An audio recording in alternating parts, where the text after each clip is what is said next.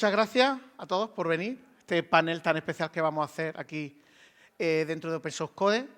Y es que es una ocasión única, que pocas veces vamos a tener a 4 Java Champions juntos. Por casi. Entonces yo creo que es una gran oportunidad, ¿no? Sobre todo que gente que tiene mucha exposición al ecosistema, a la comunidad, pues nos pueda traer, pues eso, más información sobre preguntas que yo estoy seguro que todos tenemos en mente, ¿no? Y claro, para empezar el panel y romper un poco sí, esto me deja cambiar de pantalla, ¿vale? Exactamente. Bueno, lo titulamos el panel especial sobre Java 21, porque es que la tenemos ya ahí a la vuelta de la esquina. Entonces, la primera pregunta que se me ocurre es, ¿qué tiene de especial Java 21 comparado con cualquier otra versión de Java? ¿Se anima yo? Dale al botón mute. ¿Se pone rojo? Hola. Sí. Bueno, pues Java 21 o Java, que he escuchado a alguien, pues lo que trae, para empezar, es LTS, que es Long Term Support. Quiere decir que en principio, antes eran cada 3 años, ahora van a ser cada 2, al menos la última decisión de Oracle. Es una LTS y va a traer pues un montón de funcionalidades, algunas que ya existían anteriormente y que ahora van a ser final, y algunas que son preview. Yo casi destacaría una que me gusta particularmente, y es que se ha pensado en aquellos que van a adoptar Java por primera vez. Y otros lenguajes facilitan que uno cree código sin complicarse en patrones de diseño. Para Java tenías que crear clases, crear métodos, y ahora va a ser más fácil porque van a tener las unnamed classes y el método main directo, de tal manera que las personas que empiecen con Java van a poder utilizar directamente un fichero, prácticamente, que va a contener el código. No tienen que empezar a pensar en orientado a objetos para empezar a programar. Así que eso es una de las funcionalidades que creo que es importante, pero bueno, mis compañeros ya van a mencionar otras igual o más importantes todavía. ¿Algún comentario adicional? Que rule. Bueno, pues, ya que tienes todo el micrófono, voy a aprovechar, porque es que has mencionado una cosa que no sé si la gente conoce lo que significa, ¿no? Nos han mencionado que había previews y que ahora son final. Entonces, pregunta para David. ¿Qué significa una característica preview o una característica final? Y diría más, ¿y es seguro utilizar una preview o qué deberíamos de tener en cuenta? Bueno, esto es un poco parte de cómo ha ido evolucionando en los últimos años la evolución. Java siempre se le ha dicho que evoluciona muy lento, que evoluciona muy... ¿Cuántos estabais utilizando Java con Java 6 o Java 7? Bueno, ahí, entonces... ¿Recordáis lo que tardó salir en Java 7? ¿Alguien se acuerda cuánto salió? Así una cifra, tardó como 2, 3 años. Y de hecho cuando salió, la gente se quejaba mucho de que había sido un poco bluff porque no tenía funcionalidades nuevas. Entonces tradicionalmente a Java siempre se le ha criticado que es muy lento evolucionando. Entonces desde cuando cambiaron la cadencia, lo que intentaron fue empezar a tener en cada release que pudiésemos tener ya funcionalidades que si no son completas pudiésemos empezar a trabajarlas. Entonces aquí es donde se dividió en 3 tipos de... Primero se empezó con las funcionalidades, las features que eran preview. Preview básicamente, inicialmente dijeron, mira, cuando ya tengamos una funcionalidad que está lista para ser utilizada, pero no sabemos si nos podemos encontrar con alguna sorpresa, ¿sabes? Porque salen los streams y luego la gente los empieza a utilizar y a los 6 meses resulta que de la gente que lo está utilizando, pues empezamos a ver fallos que no habíamos considerado o cosas que podían ser mejorables. Con el Completable Features también empieza a salir, es una herramienta muy potente, pero luego resulta que, jolín, pues el API podía haber estado más pulido o la gente está esperando cosas de ese API que no es exactamente. Entonces, lo que hicieron fue, mira, vamos a hacer, el tema que tiene Java es que cuando libera una función que es final, que es algo que ya se puede utilizar, Java, una de las cosas muy buenas que tiene es que es muy robusto hacia atrás, entonces sabes que eso no te va a cambiar en general hacia atrás, tiene la compatibilidad hacia atrás, ¿no? Entonces, el problema es que si una funcionalidad de esta no funciona o hay que mejorarla, ya estás un poco, voy a decir fastidiado, ¿vale? Por decirlo políticamente correcto. Entonces, lo que sacaron es estas previews, que básicamente lo que es, dice, mira, pensamos que esta funcionalidad está. Entonces, la preview inicialmente proponía decir, mira, cuando tienes una funcionalidad de preview, es porque nosotros pensamos que ya está, y en 2 releases, es decir, en un año, un máximo de un año, va a ser final. Entonces, lo que quiere decir es que la gente pueda empezar a utilizarlas, los que crean IDEs puedan empezar a dar soporte, a probar con esa funcionalidad. Luego, al final, lo de los 2 años quedó, hay algunas que van por 6 previews, y entonces, porque al final tienen que modificar cosas. Entonces, en general, una preview es un poco, es seguro utilizarlo, pero puede ser que haya cambios. Entonces, puede ser que se cambie. Entonces, final quiere decir que eso ya está probado y lo podemos utilizar, y las previews, pues, con cuidado. Y luego sacaron una siguiente versión que es la incubada, funcionalidades incubada, que está en modo incubación o en modo incubadora. Y estas son básicamente las más inestables. De hecho, estas lo que te dicen es, esta funcionalidad ni siquiera la consideramos que esté a un 95% implementada, pero la queremos poner ahí para que la gente pueda empezar a jugar con ella. Pero eso quiere decir que una preview tiene un 95% de probabilidades de que va a llegar a final, ¿vale? De hecho, creo que no ha habido ninguna que no haya llegado a final. Una incubada puede ser que incluso en la siguiente release, no solo que cambie el API, sino que la siguiente release directamente no esté. Entonces yo diría, ¿es seguro utilizarlas? Solo la final para código en producción. Si es una preview, es para irnos familiarizando nosotros, ir haciendo, por ejemplo, pruebas de cómo esta nueva funcionalidad mejora el rendimiento. Estupendo. Pues vamos con la siguiente pregunta, que yo por lo menos pues, he escuchado un montón de ruido, ¿vale? Pues venga, pues para Ori, ya que tiene el micrófono. Venga, que no está preparado ni el orden, ¿eh? De hecho, que es verdad que voy saltándome de una a otra, ¿eh? Pero, ¿qué son los hilos virtuales? Porque he escuchado un montón de conversaciones acerca de los hilos virtuales y que esto es lo más grande desde que se inventó el bocadillo de chorizo. A ver, ¿qué nos puedes contar? ¿Qué son? Sí, los virtual threads, bueno, lo importante de la release 21 de Java es que pasan a final ya en esta release, pero ya los estamos viendo desde la 19, me parece. Entonces, los virtual threads son hilos virtuales, es decir, que no mapean a un hilo de verdad del sistema operativo. Entonces, son mucho más ligeros, cuestan mucho menos recursos y podemos crear a cascoporro millones de hilos. Lo que pasa por debajo es que van multiplexados. Efectivamente, debajo de un virtual thread al final va a haber un hilo físico que les han cambiado el nombre. Por cierto, ahora los hilos de toda la vida se llaman platform threads y esos son.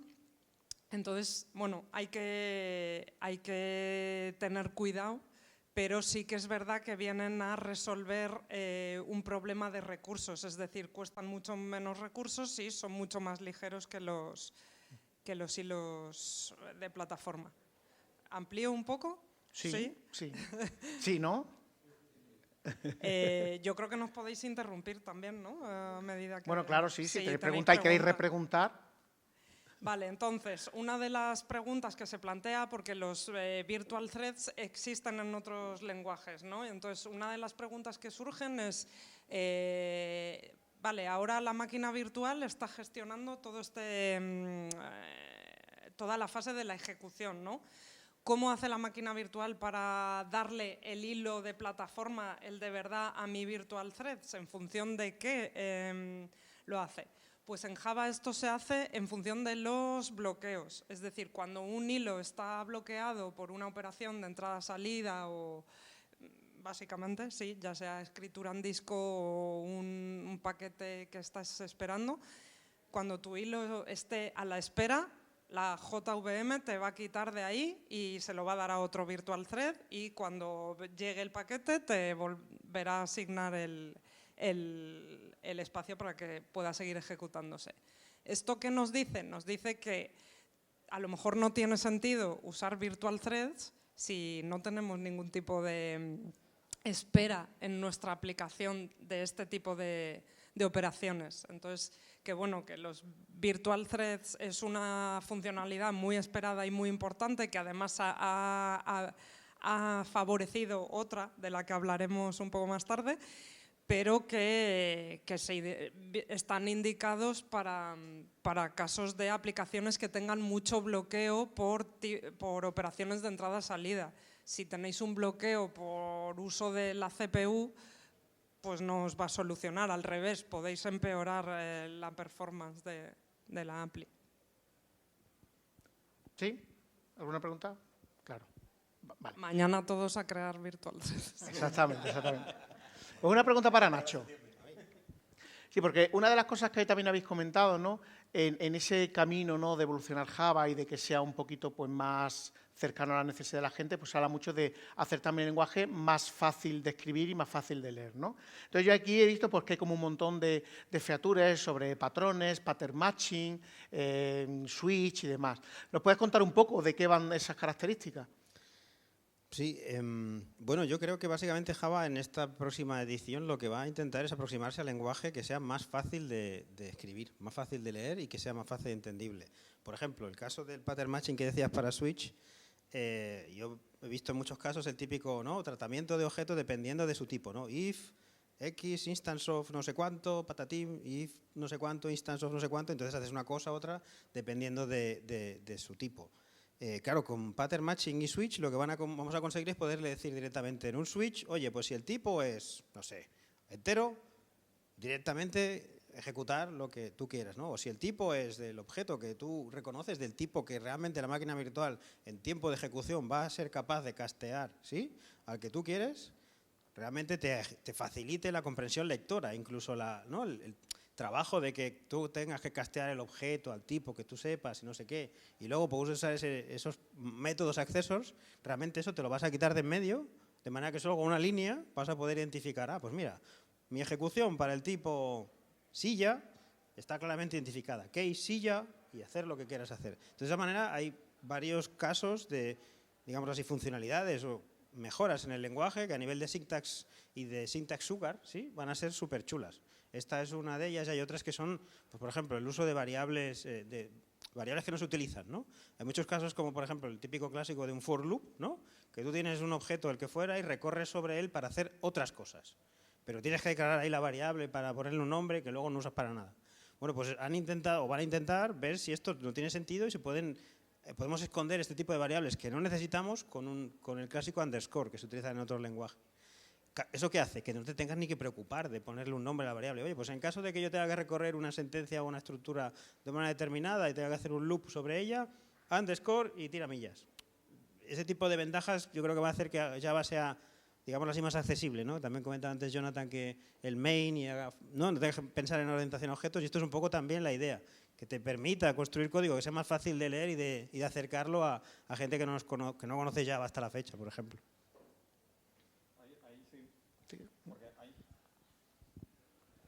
Hay una cosa que además ha mencionado Nacho, y es, tenéis que pensar que cuando hay cambios de versión de Java, muchas veces hay pequeñas, lo que ha comentado el underscore, dice, tú pones aquí una y esto ya implica que estás marcando que una variable en un parámetro de una lambda la marcas como underscore. Eso, por ejemplo, en Scala lo hacía en una convención y aquí se ha utilizado, pero lo que está indicando esto es que muchas veces en cada versión de Java están los cambios que vemos por encima en la sintaxis que nosotros escribimos, y hay muchas veces que hay cambios por debajo que no estamos viendo.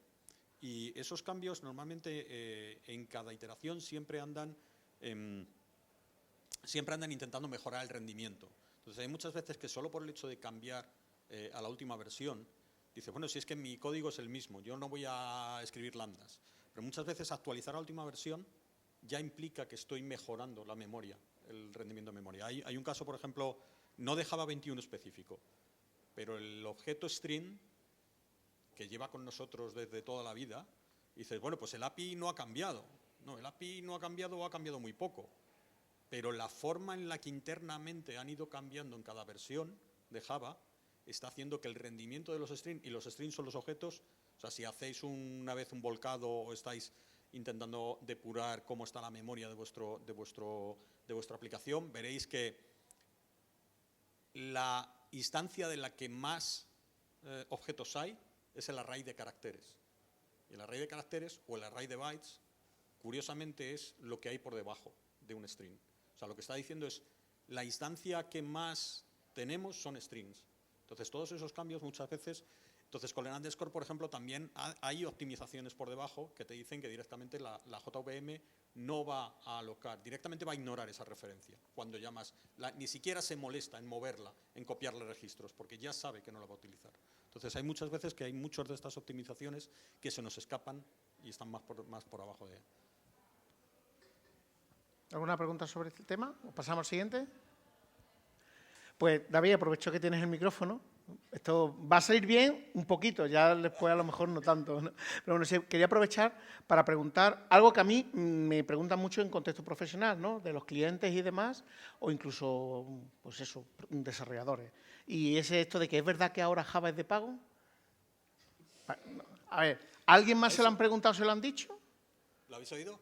¿Cuántos pensáis que Java pasa a ser de pago? ¿Lleva siendo de pago? Esto es muy curioso porque esta pregunta sale, es un tema que sale de vez en cuando, ¿vale? Y yo siempre recomiendo la mejor respuesta. Podéis buscar ir a Google y buscar Java Champions, Java is still free. Y eso os va a apuntar a un blog post que enlaza con un documento, que además hay un grupo de Java Champions que están actualizando. Había una traducción al español, pero creo que hizo Andrés con otros Java Champions y no se ha actualizado mucho. Pero básicamente ahí explica un poco cuáles son las diferencias. Yo no sé por qué, esto me recuerda a las técnicas de miedo, incertidumbre y dudas que se sembraban con Linux y con determinadas cosas open source hace tiempo, y con Java va apareciendo, ¿vale? Es verdad que Oracle a veces hace un flaco favor a cómo están llegando estas noticias. Pero la respuesta corta es sí, Java sigue siendo gratis. Entonces, lo que pasa es que Oracle vive de esto y Oracle cobra su soporte, igual que lo cobra Red Hat, igual que lo cobran otras empresas que venden distribuciones binarias y venden soporte de Java. Entonces, lo único que pasó es que en determinado momento Oracle ha cambiado el ciclo de releases y hasta dónde está manteniendo el soporte. Y son muy dueños de poder hacerlo porque al final la distribución binaria de cada uno, ellos deciden qué hacen. Lo que sí tenemos que hacer es acostumbrarnos todos a que la distribución binaria que tenemos que bajar no es la de Oracle, que es tradicionalmente a la que vamos. Tú dices, download Java y vas a Oracle, ¿vale? Entonces, afortunadamente esto ya ha cambiado un poco, yo creo, y lo que hay que hacer es ir a la de OpenJDK. Y OpenJDK es la distribución que sigue siendo mantenida por comunidad. Oracle sigue liderando el desarrollo de las distintas versiones y ellos ofrecen su soporte y al cabo de 6 meses dejan de dar ese soporte, si no es comercial. Pero OpenJDK sigue siendo respaldado por un cerro de empresas, ¿vale?, que están dando ese soporte gratuito para actualizar. Entonces, Java sigue siendo gratis y lo seguirá siendo mientras haya... Lo bueno que tiene Java es que tiene mucha comunidad detrás y hay muchas empresas que están soportando ese valor. Entonces, es curioso porque, de verdad, haceros bookmark al Java is still free, Java Champions. Buscar eso en Google y hacer bookmark a ese enlace. Creo que la versión del documento es la 3.0 ahora mismo, pero... Además, al punto de lo que comenta, viendo que está aquí Auri de Red Hat, que mucha gente piensa que Oracle es y siempre es Oracle, y por ejemplo, en las últimas versiones de Java, LTS, la empresa que se ha encargado de liderar no el mantenimiento inicial, no durante la creación de la versión, sino después de los 6 meses, es Red Hat. Con lo cual, se produce esta cosa curiosa, ¿no?, que tenemos esa sensación del Oracle de pago y luego resulta que es otra compañía, Red Hat, la que lo sigue manteniendo, la que da los cambios en abierto en un repositorio y que Oracle y muchas otras se benefician de vuelta de esos cambios, ¿no? Pero bueno, a veces la maquinaria de marketing trata de conseguir su función, aunque los otros pues no le dejemos. Pero bueno. Hay una anécdota muy cortita.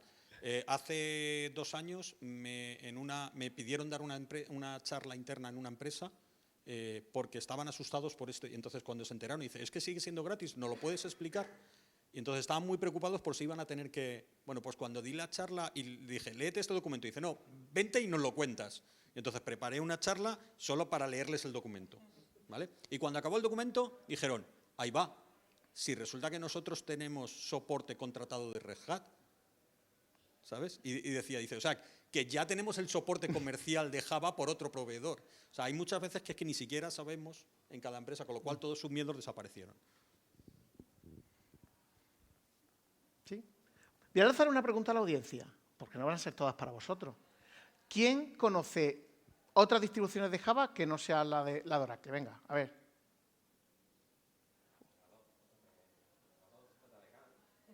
El Adobe OpenJDK, bueno, que ahora se llama Adoptium.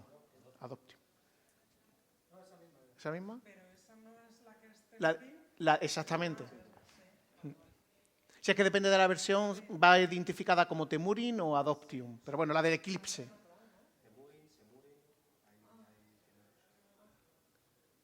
¿Alguna otra que conozcáis? Es que esta no es para ellos, ya se la saben, para vosotros. ¿No? ¿De verdad? ¿Con cuál trabajáis entonces siempre? ¿Adoptium? ¿Solo Adoptium? ¿Solo Adoptium? Hay una que tiene el nombre de un color, por dar pistas. Azul. Ahí, bien, bien, bien. ¿Alguna otra más? ¿Alguien sabe dónde está James Gosling trabajando? Esa es buena. ¿Sabéis quién es James Gosling, no? ¡Otra! Jay Golin, el creador de Java. ¿Dónde trabaja él ahora? En su casa, en remoto. Pero la empresa para la que trabaja es una empresa de venta online. Famosa, la más grande que... ¿No? Amazon. Pues Amazon tiene una distribución Java basada en OpenJDK que tiene soporte gratuito long term que se llama Correcto, como el café en Italia que dicen el correcto, ¿no? Ni mucho ni poco, justito, ¿no? El expreso este ahí, justito por el correcto es. ¿Conocéis alguna otra más? ¿No? Bueno, aparte de las que habéis comentado, Microsoft tiene también su propia build de OpenJDK y también SAP también tiene su propia build de JDK que se llama SAP Machine. IBM también.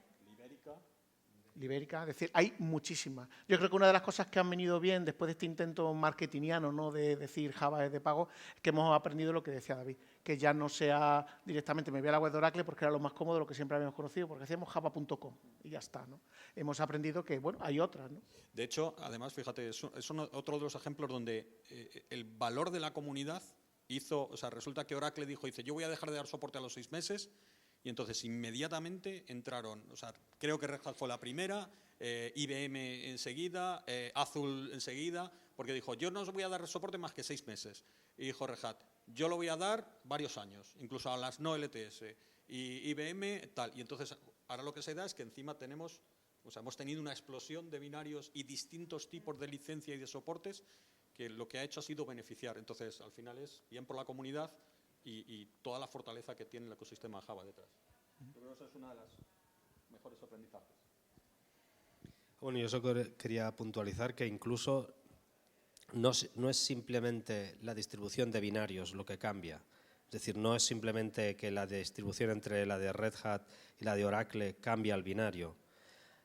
Ciertas distribuciones, por ejemplo, la de Azul, pues tiene implementaciones de ciertos elementos, uno ahora llamado Crack, que es la Snapshots, por ejemplo, y ellos lo implementan. Hay otras distribuciones, esta te acordarás de hace muchos años, una empresa que se llamaba Excelsior, que también tenía una distribución de Java. ¿Por qué? Porque enfatizan en performance o en memoria o incluso en estar en dispositivos IoT, en cualquier otra de estas cosas. O sea, no solo cambia los binarios, sino también, dependiendo del uso que se le quiera dar a ese Java, una distribución puede ir mejor que otras. Por ejemplo, Liberica tiene unas mejoras, por ejemplo, y hace que, creo que me lo comentaron los de Bellsoft, que tiene como hasta un 20% de mejoras en performance, haciendo un pequeño tweaking. O sea, esta distribución cambia con otras en ese aspecto, así que es importante tener en cuenta las diferentes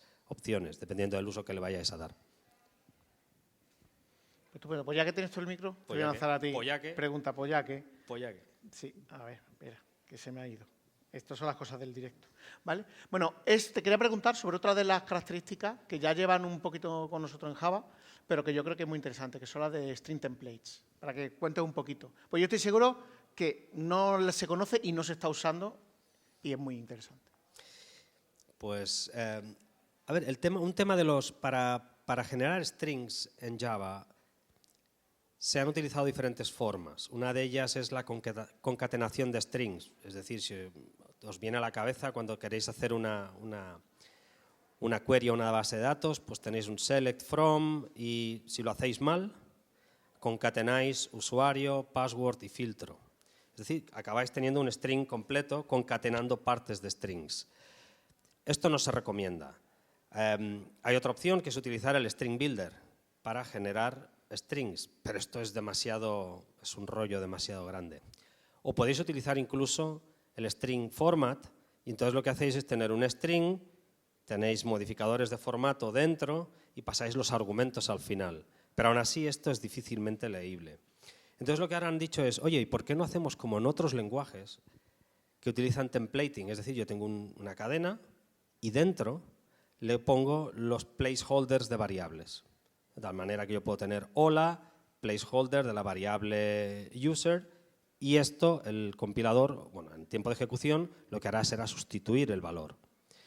Entonces, han ido por ese camino, pero no se puede hacer de esta forma tan directa, porque entonces si no vamos a tener problemas incluso de seguridad. Entonces, ahora tú puedes, el Java lo que tiene es el string template que mediante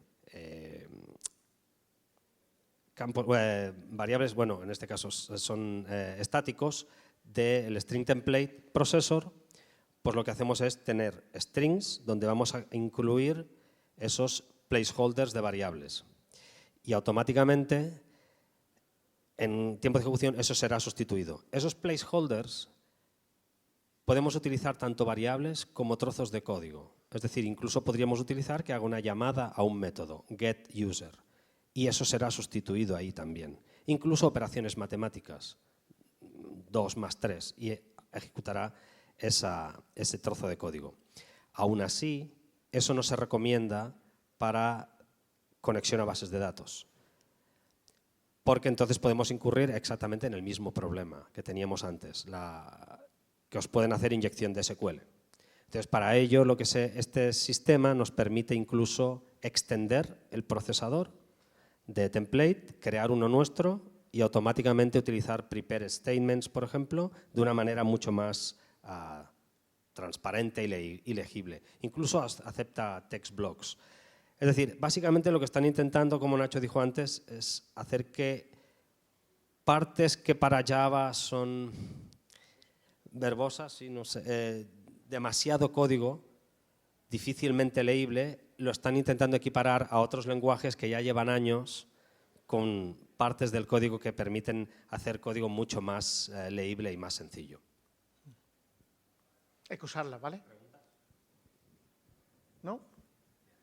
Pues venga, una pregunta para Auri, ¿vale? Sobre concurrencia, porque hemos estado hablando antes de los hilos y demás, y claro, lo que se me viene a la cabeza, no es que esté escrito aquí, ¿vale? Que es que se me viene a la cabeza justo ahora, es, vale, sí, muchos hilos, pero ¿para qué? ¿No? Entonces, bueno, pues, ¿para qué los vamos a usar? ¿O qué mejoras además, no solamente a nivel de hilos, sino de cómo manejarlos, cómo trabajar con ellos y hacer que la concurrencia, no voy a decir que la concurrencia sea divertida, es dura, pero que no sea dura e imposible, por así decirlo, ¿no? Sí, la verdad es que lo de la concurrencia en Java da para muchísimo. No sé si os habréis peleado alguna vez con el tema, más de una formación hay extensa. Sí, pues ahora en las últimas versiones de Java se está haciendo hincapié en esto porque sobre todo que los virtual threads han favorecido que un par de funcionalidades. Una de ellas son los scoped values, que nos permiten ahora declarar, antes teníamos una cosa que se llama thread local. Los thread local es una especie de variable global con la que podemos compartir datos entre diferentes hilos. Pero esto tiene un problema y es que si empezamos a crear muchos hilos, ahora con los virtual thread, como decía antes, que se pueden crear millones, estos datos se propagan de unos hilos a otros y estos datos ocupan memoria. Entonces podemos de repente tener unos problemas de memoria impresionantes. Los scope values, que es una funcionalidad que ya no me acuerdo cuándo ha salido ni si está en preview, pero bueno, nos van a permitir crear variables, estas variables, pero acotar su validez. Primero, estas variables van a ser inmutables, es decir, imposible cambiar su valor. Esto es muy bueno porque puede acceder concurrentemente quien sea que el valor no va a cambiar. Y además ese valor va a tener una validez, lo cual hace que evito problemas de memoria con todo el tema de los hilos virtuales porque la propia JVM se va a encargar de eliminarla una vez que el hilo de ejecución termine. Y pues eso, es muy interesante. Y luego tenemos la parte de Structured Concurrency, se llama, que básicamente nos permite lanzar tareas en paralelo, pero tiene una cosa muy chula, que antes se hacía, pero se hacía a mano y más de uno se ha quedado calvo jugando con este tema porque por todo lo complicado que es el tema de la concurrencia. Entonces ahora podemos lanzar tareas en paralelo y, por ejemplo, si hay una que dura, imaginad, 120 segundos y otra dura 2 segundos, y la que dura 2 segundos ha habido ahí un error, antes de Java 21 teníamos que esperar 120 segundos para enterarnos de este error. Ahora no, ahora con Structured Concurrency la JVM es capaz de parar ese procesamiento, ese trabajo, y pues nos ahorramos un montón. Y esto sobre todo, que era un dolor de cabeza, era muy doloroso, se implementaba y generaba muchísimos bugs y problemas. Entonces, gracias a Java 21 por este regalo. Tengo una pregunta más, esta para Nacho. Y esta a mí además me toca porque yo soy un fan de los agentes, ¿no? Porque al final, no sé si sabéis, bueno, ¿sabéis lo que es un agente en Java, en la JVM? ¿No? Es el menos Java Agent, cuando arrancas una máquina virtual, ¿no? ¿No lo habéis usado nunca? Uy. Pues da de sí. Bueno, pues es una manera muy, muy chula de extender la máquina virtual, de que haga cosas diferentes, o, por ejemplo, con la interfaz que se llama JVMTI, la test de tool, te permite acoplar herramientas a la máquina virtual, depurar, inspeccionar, hacer auténtica virguería. Y claro, yo he leído que se van a quitar los agentes. ¿Es verdad que se van a quitar los agentes? Bueno, no. Vale. No es así. Lo que sí es verdad es que van a empezar a poner una pequeña pieza, y es lo que introduce en Java 21, para que los agentes no puedan, digámoslo así, atacharse a una máquina virtual que esté funcionando en el momento para alterar el código que se está ejecutando. Un agente, por defecto, es un elemento que es capaz de cambiar el código que se está ejecutando en runtime. Eso significa que puede ser peligroso a la hora de ejecutar determinados códigos y, por tanto, puede alterar la integridad de tu aplicación. Se utiliza normalmente para hacer cosas como monitoring, ¿no? Una aplicación que quiera saber cómo una aplicación concreta está funcionando, se puede alterar para añadir trazas, ¿no? Pues esta operación empezó a funcionar en este momento, acabó en este otro momento. Podemos incluir información de qué usuarios ejecutó. Entonces, este tipo de cosas suelen ser cosas que suelen hacer los agentes, además de utilizarse, por ejemplo, para cosas como AOP, ¿no? En el momento que tú quieres hacer algo por defecto, por encima del código que se está ejecutando en la actualidad. Entonces, lo que se incluye en Java 21 es un pequeño warning que a la larga acabará siendo una deprecación, es decir, es una pequeña semilla para que el día de mañana los fabricantes de agentes sean conscientes de que si una JVM está en funcionamiento, no se pueda tachar un agente de manera viva.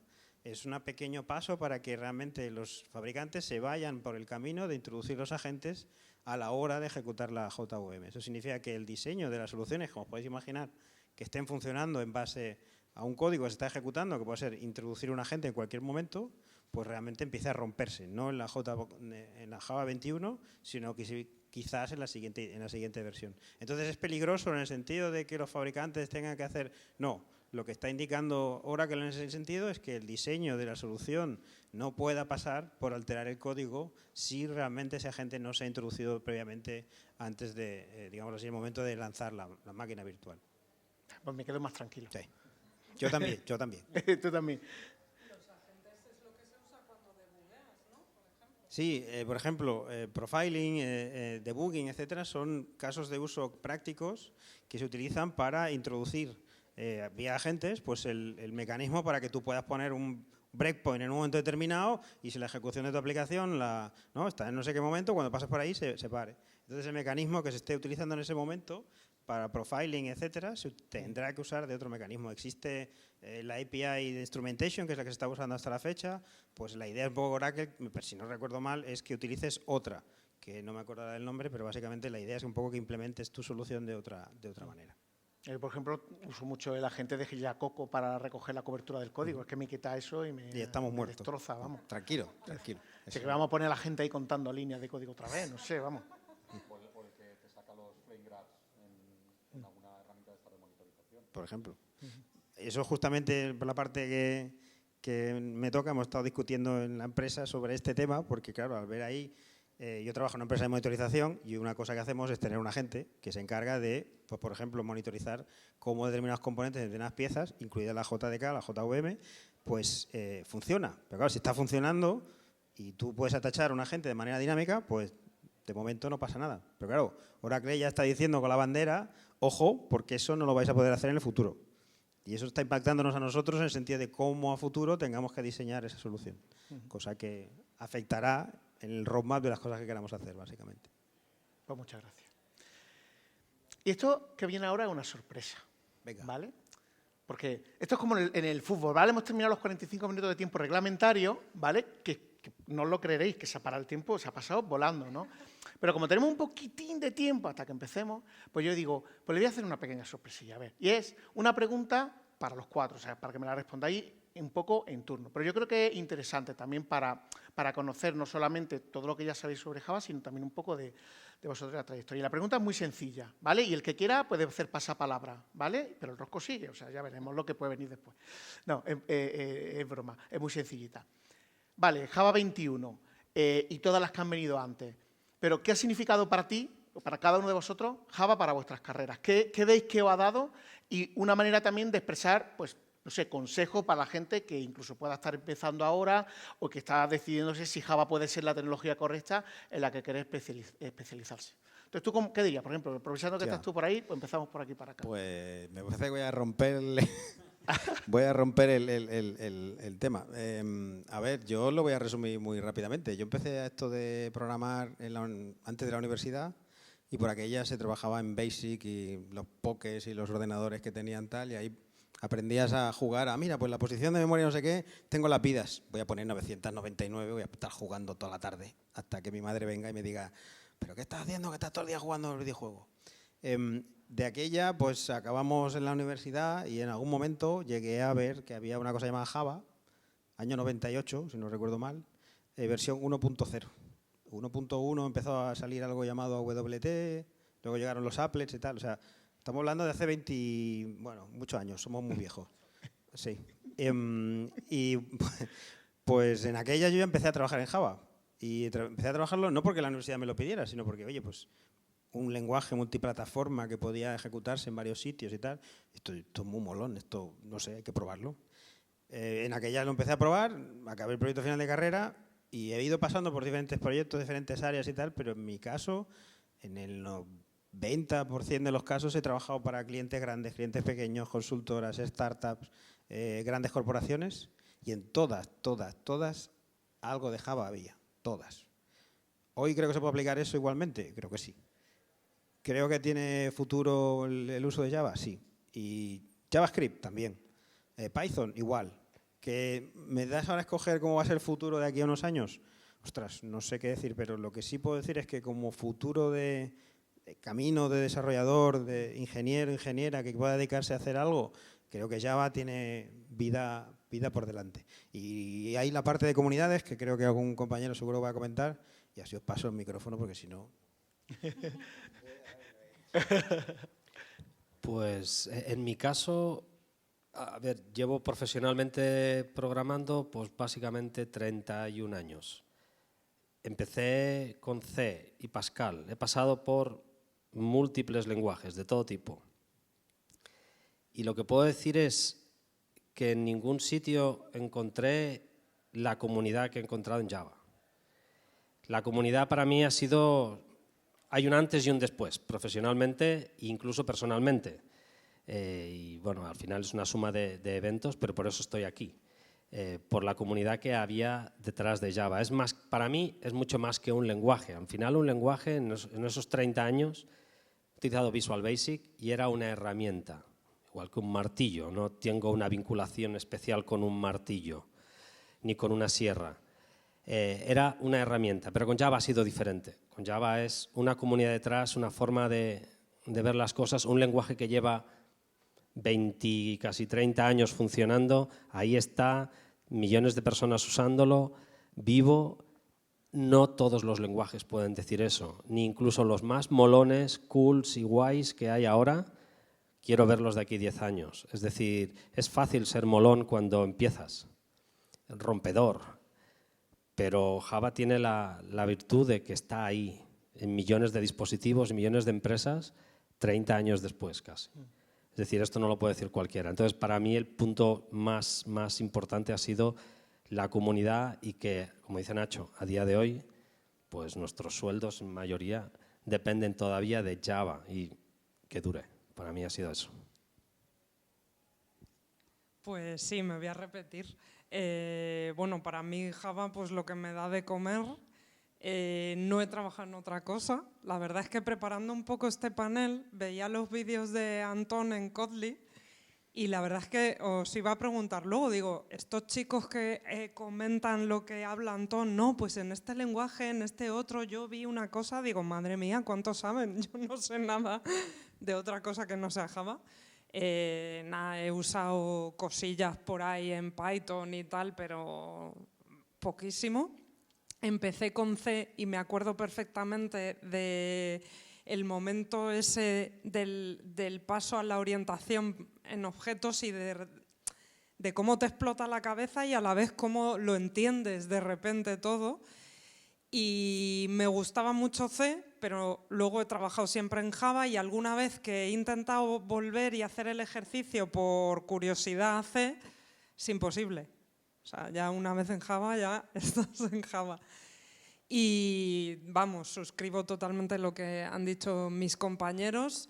La madurez de un lenguaje como Java, que acaba de cumplir 28 años de su primera release, que lo hemos celebrado en la comunidad que hay con todas las herramientas. Java no es solo el lenguaje, es todas las herramientas y todas las competencias, que es que por mucho que haya lenguajes más molones con features nuevas, no existe todas esas herramientas. Y es más, Java las va incorporando, esas features molonas, si son molonas de verdad, probablemente se van a ir incorporando a Java. Así que larga vida. Bueno, larga vida, pero luego Java muere todos los años, ¿sabes? Todos los años veis el post de está Java muerto, como decía Katia. Dice, yo el futuro que veo para Java es que seguirá muriéndose muchos años. Yo para mí, la verdad es que es un poco en la línea. Para mí Java es como ese espacio seguro, pero es seguro y que evoluciona, ¿no? El sitio donde vuelves y donde te encuentras cómodo. Y una de las cosas que comentaban Nacho y Jonathan en su charla es el que te hace estar seguro y orgulloso. Es decir, yo tengo código en producción Java y si lo he aplicado bien, duermo más seguro que en muchas otras, porque tienes tus tipos, Y luego no es solo el lenguaje, es toda la plataforma que hay alrededor. Y si os fijáis, de cuando en cuando sale el Better Java. ¿Vale? Primero fue Scala, el Better Java. Kotlin, ahora es el Better Java.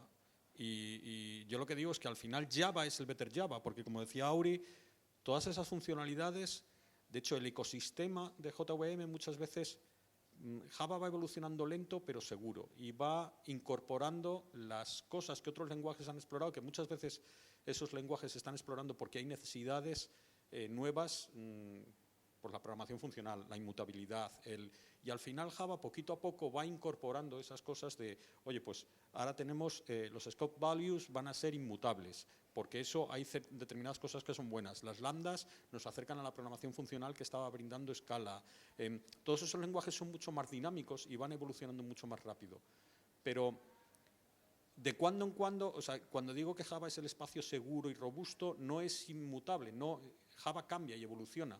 Y de cuando en cuando yo recuerdo, y yo he tenido esta sensación, con Java 5 yo recuerdo que hablaba con un compañero y decía, porque metieron los genéricos, metieron los import static, metieron cosas que hoy damos ya por sentadas. Y yo, en Java 5 fue una de las veces que yo dije, hablando con un compañero, decía, vamos a tener que aprender Java de nuevo. Sí.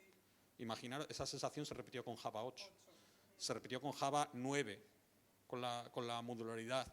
Se repite y se va repitiendo, hay veces, ahora con la structure currency, con los virtual threads, con los completable futures, hay veces que vas diciendo, tengo que ir aprendiendo Java de nuevo, pero te das cuenta que es robusto, estable y es el espacio seguro donde a veces es bueno salir a conocer otros lenguajes y a utilizar otros lenguajes, porque hay veces que son muy útiles para determinadas cosas puntuales, pero al final Java va a llegar allí. Y ese better Java, al final, Java es el better Java.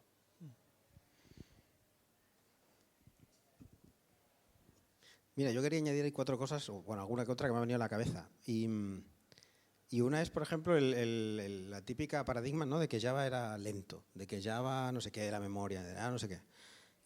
Actualmente hay un montón de proyectos ya, ¿no?, que lo que buscan es coger Java y hacerlo nativo.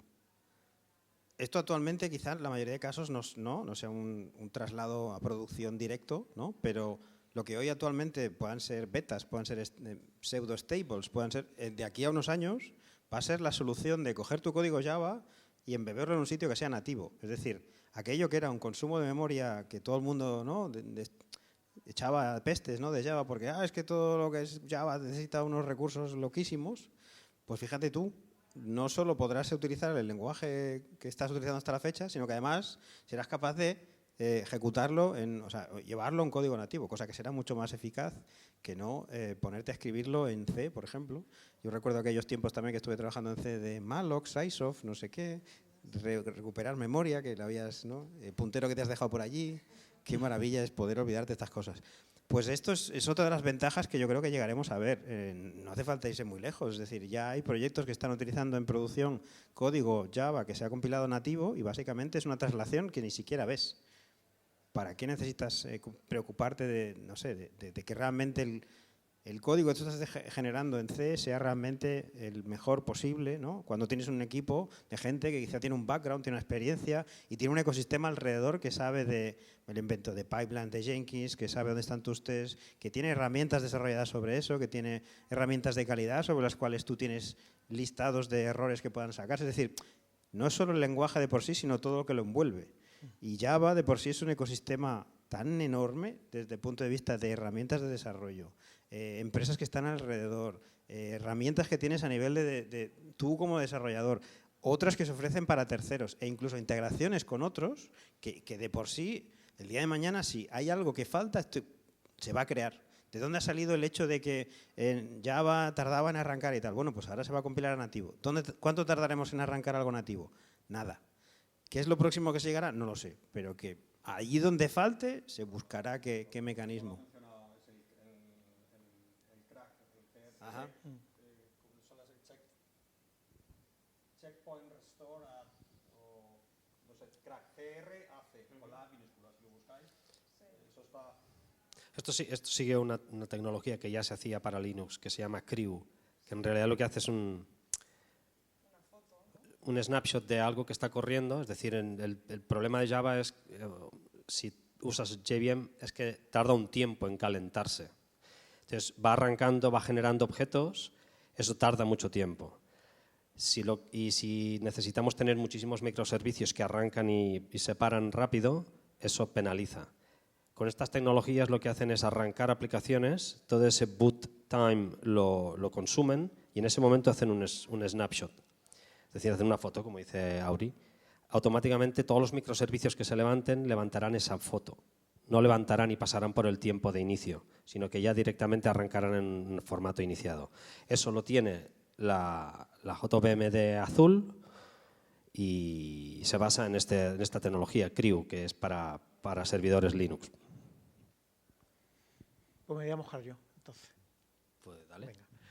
Pues mira, por no repetirme, voy a cubrir otra cosa diferente, ¿no? Bueno, lo primero, en lo personal, pues al final Java también es una carrera y me ha dado además la oportunidad de viajar por todo el mundo, de compartir experiencias y conocer gente tan guay como ustedes, o sea que eso también es algo importante.